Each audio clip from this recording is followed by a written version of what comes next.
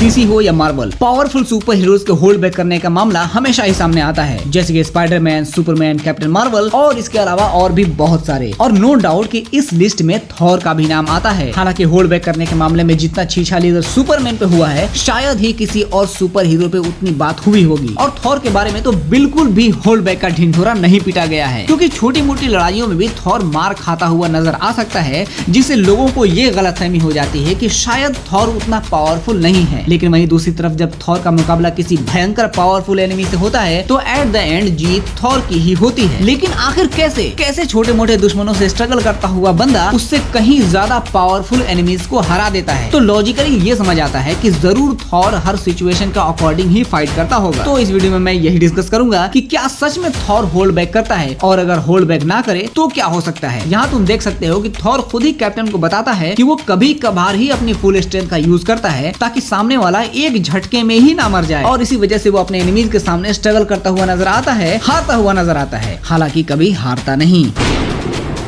Thor के hold back करने का एक एविडेंस ये भी है कि जब थॉर अपने शुरुआती दिनों में लड़ाई की ट्रेनिंग ले रहा था, उसी दौरान उसके पिता ओडिन ने उसे सिखाया था कि वो अपने से कम ताकतवर लोगों पे कभी भी फुल फोर्स का इस्तेमाल नहीं करेगा, क्योंकि उसकी पावर इतनी भयानक है जिन्हें कंट्रोल ना किया जाए तो वो अनजाने में ही सब कुछ तबाह कर देगा। नो डाउट कि एसगार्डियंस के पास अपनी पावर्स पे अच्छा खासा कंट्रोल होता है, जैसे कि थॉर के ग्रैंडफादर बॉर्न ने फ्रॉस्ट जायंट्स के खिलाफ कभी भी अपनी मैजिकल पावर का इस्तेमाल नहीं किया, क्योंकि उन्हें पता था कि फ्रॉस्ट जायंट्स उतने पावरफुल नहीं है कि उसके फुल फोर्स को झेल सकें। और यही क्वालिटी थॉर में भी देखी जा सकती है।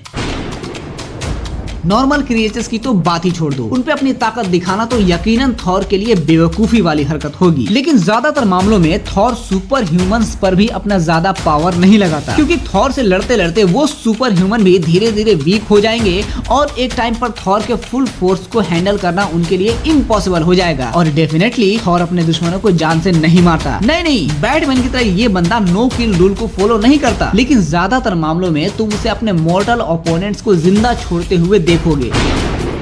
तो अब सवाल पैदा होता है कि अगर थॉर होल्ड बैक ना करे तो इसका अंजाम क्या हो सकता है। तो जब थॉर होल्ड बैक कर रहा हो और जब थॉर होल्ड बैक नहीं कर रहा हो, इन दोनों ही सूरतों में तुम्हें बहुत ज्यादा डिफरेंस दिखेगा। और इसका सबूत तुम्हें इमॉर्टल थॉर सीरीज के इस सीन में मिल जाता है, जब थॉर एगर से स्ट्रगल करता हुआ नजर आता है। लेकिन जब थॉर को ये रियलाइज होता है कि एगर अब पूरी तरह से मॉन्स्टर बन चुका है और तकरीबन हल्क जितना पावरफुल हो चुका है, तो थॉर उसे इतनी जोर से पंच करता है कि उसके एक ही पंच से एगर का काम तमाम हो जाता है। यहाँ इस जगरनॉट आर्मी से घंटों फाइट करने के बाद जैसे ही थॉर को ये एहसास होता है कि इनमें से किसी में भी सोल नहीं है, यानी आत्माएं नहीं है, तो थॉर के एक ही हथौड़े में वो सारे ही नेस्तो नाबूद हो जाते हैं। एट द एंड इस लास्ट पॉइंट को सुन के तुम्हें पता चल जाएगा कि अगर थॉर होल्ड बैक ना करे तो क्या हो सकता है। कॉमिक बुक हल्क इशू 8 में जब थॉर और बीटा रे बिल मिलकर इस आउट ऑफ कंट्रोल हल्क को रोकने की कोशिश करते हैं, तो हल्क इन दोनों को बुरी तरह मार रहा होता है। इस अद्भुत पिटाई से परेशान होकर जब बीटा रे बिल थॉर को बोलता है वो अपने फुल फोर्स से हल्क पर हमला करे, तो थॉर इसका जवाब देता है कि अगर उसने हल्क पर अपना फुल फोर्स लगाया तो ये पूरा का पूरा प्लेनेट ही डिस्ट्रॉय हो जाएगा, जो कि वो बिल्कुल नहीं चाहता। और इसी बात से हम अंदाजा लगा सकते हैं कि गॉड ऑफ थंडर अगर होल्ड बैक ना करे तो क्या तबाही आ सकती है। और तुम इसके फुल फोर्स का अंदाजा इस बात से भी लगा सकते हो कि एक बार इसके गॉड ब्लास्ट से प्लैनेट्स को खाने वाला गैलेक्टस भी थर थर कांप रहा था। उम्मीद करता हूँ कि तुम्हें जवाब मिल गया होगा कि क्या थॉर होल्ड बैक करता है, और अगर होल्ड बैक ना करे तो क्या हो सकता है। लेकिन फिर भी अगर तुम्हें कोई डाउट है या मुझसे कोई डिटेल मिस हो गई है तो मुझे कमेंट करके जरूर बताओ। वीडियो पसंद आए तो लाइक करो